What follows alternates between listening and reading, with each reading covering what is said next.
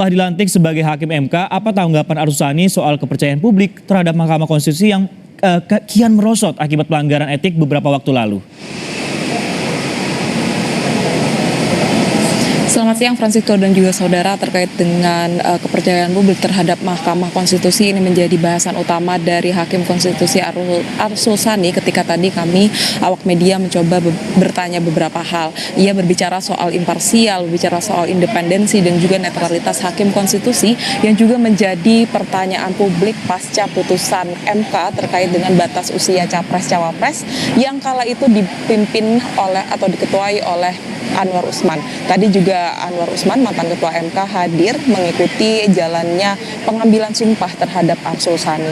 Arsulsani menyebut bahwa ia mengedepankan bagaimana mengembalikan marwah dari Mahkamah Konstitusi, mengembalikan kepercayaan publik Mahkamah Konstitusi karena menjadi modal utama bagi Mahkamah Konstitusi untuk bisa menjalankan tugas-tugasnya.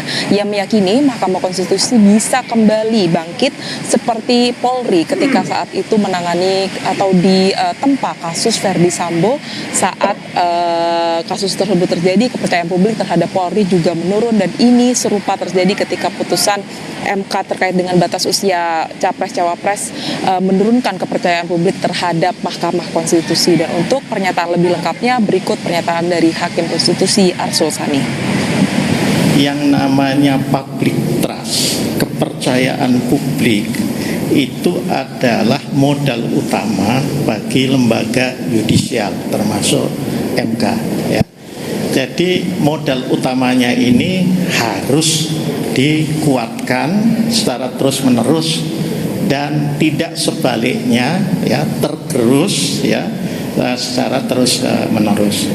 Memang ini sebuah tantangan yang tidak mudah, tapi saya kira karena saya selama 2 periode di DPR itu ada di Komisi 3, saya katakan bahwa apa yang terjadi di Polri saya kira bisa juga menjadi pelajaran.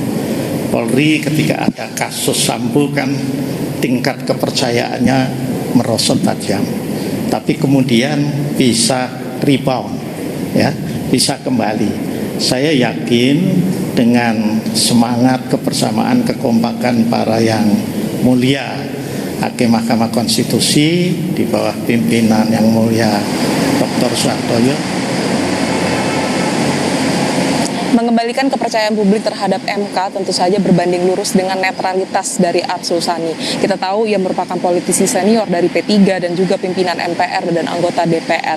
Terkait dengan status politiknya tersebut, Arsulsani menyebutkan sudah mengundurkan diri dari MPR dan DPR sejak awal Desember 2023 kemarin. Ia juga memastikan terkait dengan status politiknya, baik itu di P3 maupun statusnya di kehakiman dan juga organisasi hakim, ia menyebutkan dirinya sudah mengundurkan diri untuk menjaga netralitasnya sebagai Hakim Konstitusi.